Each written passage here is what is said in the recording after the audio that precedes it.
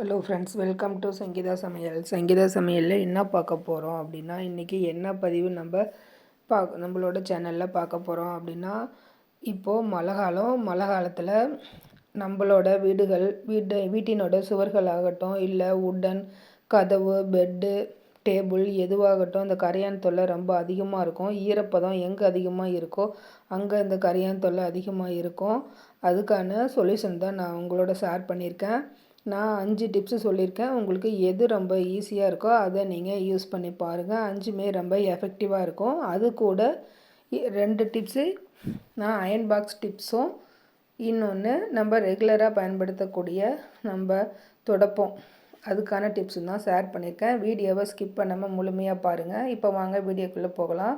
First tip என்னென்னு பார்த்தீங்கன்னா, நம்மளோட கார்டனில் நம்ம ரோஸ் செடி ஆகட்டும், நம்ம அழகுக்காக நிறைய செடிகள் வச்சுருப்போம். நம்ம செம்மண் சாயெல்லாம் போட்டு நம்ம செடி நடவு செய்கிறதால இந்த மழை காலத்தில் வேரில் இந்த கரையான்லாம் அதிகமாக இருந்து செடியோட வேரை அரித்து செடியவே நாஸ்தி பண்ணிடும்.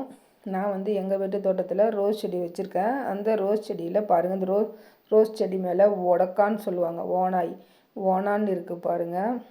நான் இரவு 7 மணிக்கு தான் நான் வீடியோ எடுத்தேன். அப்போ ரோஸ் செடியில் இந்த ஓனான்னு இருந்தது.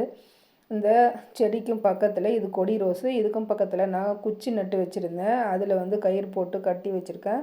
அந்த குச்சிகளில் நல்ல கரையான் ஃபுல்லாக அந்த குச்சிலேயே நல்லா மேலே ஃபுல்லாக எல்லாம் இந்த புற்று மாதிரி கட்டி இந்த வேரெல்லாம் பாதிப்பு ஏற்படுத்திடுச்சு. நான் அதுக்கு இந்த சொல்யூஷன் தான் நான் ஸ்ப்ரே பண்ணி விட்டுருந்தேன்.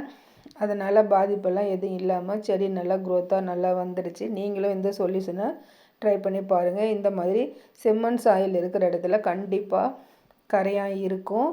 அதனால் நான் சொல்லியிருக்க டிப்ஸில் நீங்கள் ஏதோ ஒரு டிப்ஸு நீங்கள் பயன்படுத்தி உங்களோட செடிகளுக்காகட்டும், இல்லை வீடு சுவத்துலையாகட்டும் எல்லாத்துக்குமே நீங்கள் பயன்படுத்தி பாருங்கள். அதுக்கு ஃபஸ்ட்டு டிப்பு என்ன அப்படின்னா, நான் 1 டம்ளர் அளவு நார்மல் தண்ணி தான் எடுத்துக்கிட்டேன். நார்மல் தண்ணியில் 1.5 ஸ்பூன் அளவு மிளகாய்த்தூளும் 1 ஸ்பூன் அளவு தூள் உப்பு சால்ட்டு தான் நான் எடுத்திருக்கேன். ரெண்டையும் நல்லா மிக்ஸ் பண்ணிடுங்க. தண்ணியில் நல்லா மிக்ஸ் ஆகி கலந்து வர அளவு நல்லா கலக்கி கொடுத்துருங்க. கலக்கி கொடுத்துட்டு இந்த தண்ணியை நம்ம ஸ்ப்ரே பாட்டிலில் இல்லை ஒரு வாட்டர் கேனில் ஊற்றி நீங்கள் ஸ்ப்ரே பண்ணி விட்டுருங்க. வாட்டர் கேன் மூடியில் ஹோல்ஸ் போட்டு கூட நீங்கள் ஸ்ப்ரே பண்ணி விடுங்க. இது கார்டனில் வீட்டுக்கும் வெளிப்புறங்கள்லன்னா நம்ம வெறும் மிளகாய்த்தூள் மட்டும், ட்ரை சில்லி பவுடர் மட்டும் நம்ம தூவி விடலாம். ரொம்ப எஃபெக்டிவாக இருக்கும். வீட்டுக்குள்ளே நம்ம பயன்படுத்தும் போது நம்ம அப்படியே மிளகாய்த்தூள் போட முடியாது. அதனால தான் நம்ம இந்த மாதிரி கலந்துட்டு ஸ்ப்ரே பண்ணி விடுறோம். எங்கள் வீட்டு சுவத்துலேயும் பாருங்கள், இந்த மாதிரி சுவத்தில் கரையான் புற்று வச்சுருந்துச்சு. நான் அதை நீங்கள் முன்னாடியே பார்த்துருப்பீங்க, இன்ட்ரோவில் நான் காமிச்சிருப்பேன். அதை தான் நான் சுத்தமாக க்ளீன் பண்ணிவிடுங்க. அதை க்ளீன் பண்ணிவிட்டு அந்த எந்த இடத்துல ஹோல்ஸ் இருக்கோ அந்த பாருங்கள், நான் க்ளீன் பண்ணினேன் அந்த செம்மண் சாயில் தான். இந்த மாதிரி நல்லா க்ளீன் பண்ணி விட்டுட்டு அந்த இடத்துல நம்ம கலந்து கொடுத்த இந்த ஸ்ப்ரேவை நம்ம ஸ்ப்ரே பண்ணி விடலாம். ஸ்ப்ரே பண்ணி விட்டீங்க அப்படின்னா மறுபடியும் கரையான் வரவே வராது. இந்த கரையான் இருந்தாலும் இந்த மிளகாய்த்தூள் காரத்துக்கும் தூள் உப்பு இது ரெண்டுக்குமே அது செத்துடும். கண்டிப்பாக மறுபடியும் திரும்ப சுவத்தில் இந்த மாதிரி கட்டாது, புற்றுலாம் கட்டவே கட்டாது. ட்ரை பண்ணி பாருங்கள். இந்த ஸ்ப்ரேவை வச்சு நான் பாருங்கள் ஜன்னல் பகுதியிலையும் இந்த மாதிரி அந்த உட்டன் டோர் போட்டிருக்கோம், அதுலேயும் பாருங்கள் சைடில் ஃபுல்லாக அரிச்சிடுச்சு.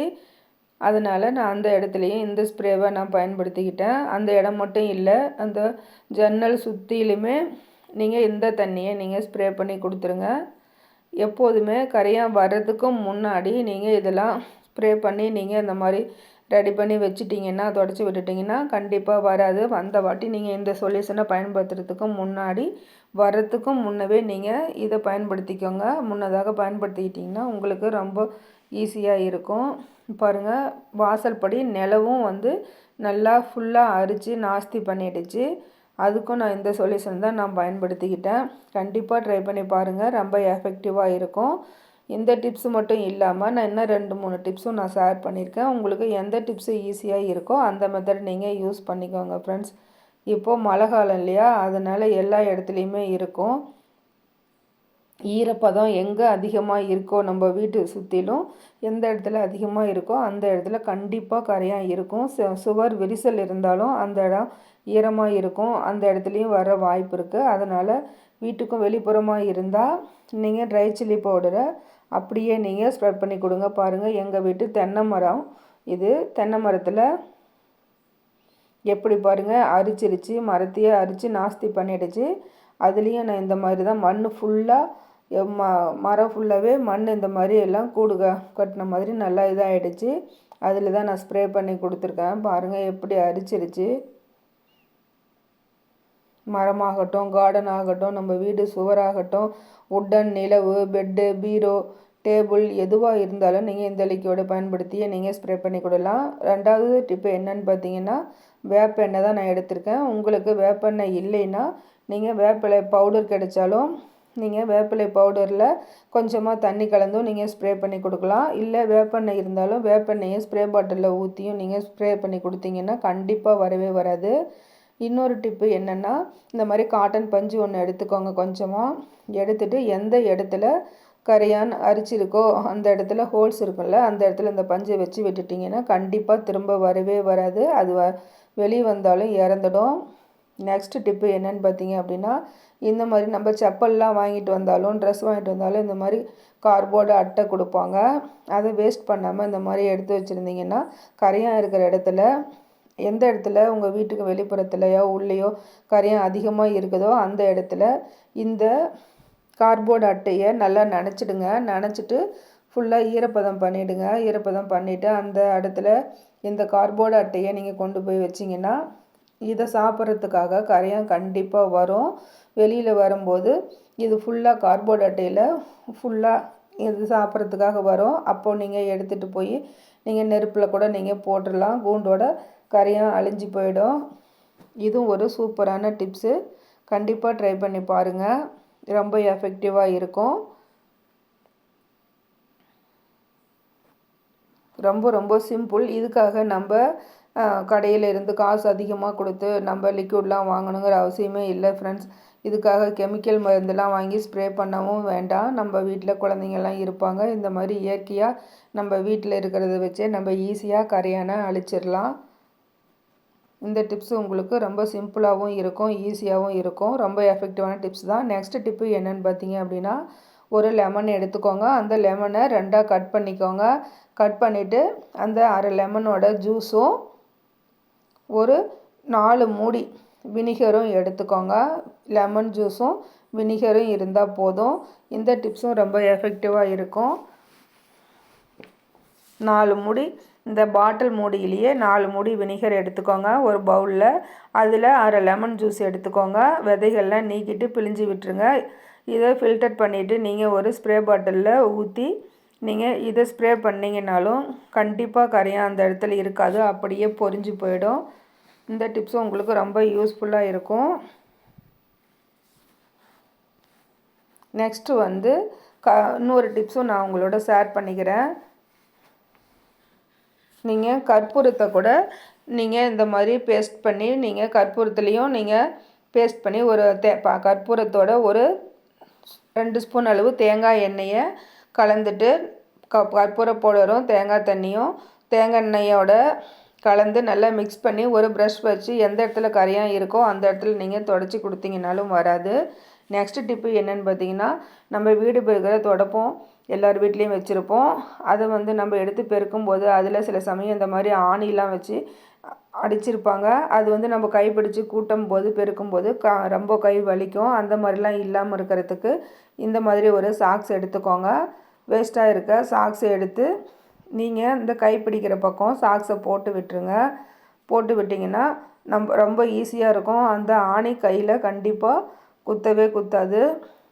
ரொம்ப ஈஸியாக க்ரிப்பாக பிடிச்சிக்கும். இது வந்து கலண்டு வராமல் இருக்கிறதுக்கு ஒரு ரப்பர் பேண்ட் போட்டு நல்லா டைட் பண்ணிக்கோங்க. இல்லைன்னா நூல் இருந்தால் போட்டு கட்டிக்கோங்க.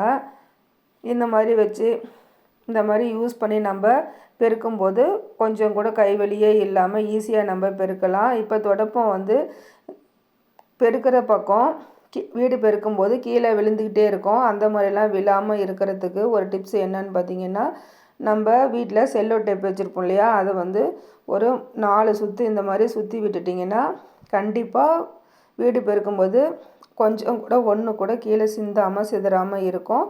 கடைசி வரைக்குமே தொடப்பம் தேஞ்சு போகிற வரைக்கும் அப்படியே இருக்கும், கீழே விழாமல். இந்த டிப்ஸும் உங்களுக்கு ரொம்ப யூஸ்ஃபுல்லாக இருக்கும்னு நினைக்கிறேன். இந்த டிப்ஸு உங்களுக்கு பிடிச்சிருந்தா உங்கள் ஃப்ரெண்ட்ஸுக்கும் ஃபேமிலி மெம்பர்ஸ்க்கும் ஷேர் பண்ணி சப்போர்ட் பண்ணுங்கள் ஃப்ரெண்ட்ஸ். இன்னொரு டிப்ஸ் என்னன்னு பார்த்தீங்கன்னா, இப்போது தொடப்பெல்லாம் பெருக்கிட்டு நம்ம அப்படியே ஏதோ ஒரு மூலையில் வச்சுருவோம். அந்த மாதிரிலாம் இல்லாமல் யாரு கண்ணுக்கும் தெரியாமல் நம்ம வீடு பெருக்கிட்டு தொடப்பத்தை வந்து கீழேயோ இல்லை தலைகீழே மடக்கியோ வைக்கக்கூடாது. இப்போது இதில் இந்த கைப்பிடி இருக்குது இல்லையா, இதை வந்து கதவுக்கும் பின்னாடி ஒரு வால் ஹூக் மாதிரி நீங்கள் வாங்கிக்கிங்க. எல்லா சூப்பர் மார்க்கெட்லேயும் கிடைக்கிது. அதில் நம்ம மாட்டி வச்சிடலாம்.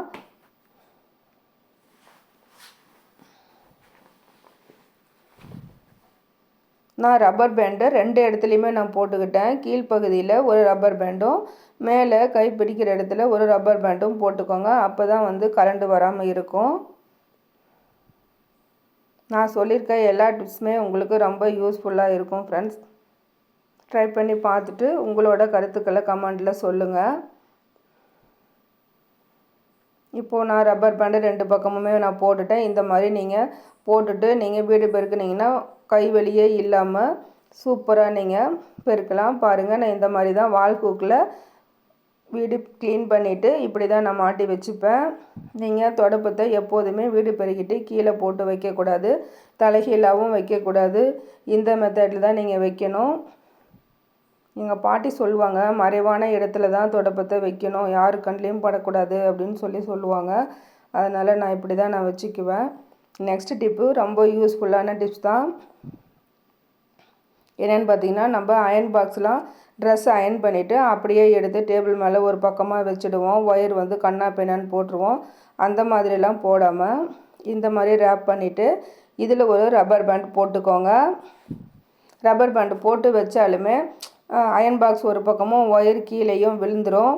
அந்த மாதிரிலாம் இல்லாமல் இருக்கிறதுக்கு அந்த அயன் பாக்ஸ்லேயே இந்த ஒயரும் கீழே விழுந்து அழுக்குப்படாமல் எந்த ஒரு இதுவும் இல்லாமல் டஸ்ட்டும் இல்லாமல் இருக்கிறதுக்கு புதுசு மாதிரி அப்படியே இருக்கணும், கலண்டு வரக்கூடாது அப்படின்னா திரும்பவும் அந்த ஒயரையும் அயன் பாக்ஸையும் சேர்த்து இந்த மாதிரி ஒரு ரப்பர் பேண்ட் போட்டு விட்டுருங்க. பாருங்கள், நீங்கள் எப்படி வச்சிங்களோ அதே மாதிரி இருக்கும். ரொம்ப சூப்பராக இருக்குது. இந்த டிப்ஸும் உங்களுக்கு ரொம்ப யூஸ்ஃபுல்லாக இருக்கும்னு நினச்சிங்கன்னா உங்கள் ஃப்ரெண்ட்ஸுக்கும் ஃபேமிலி மெம்பர்ஸ்க்கும் ஷேர் பண்ணுங்கள் ஃப்ரெண்ட்ஸ். இப்போ வாங்க நெக்ஸ்ட் டிப்பு என்னென்னு பார்க்கலாம். ஓகே ஃப்ரெண்ட்ஸ், பாய்.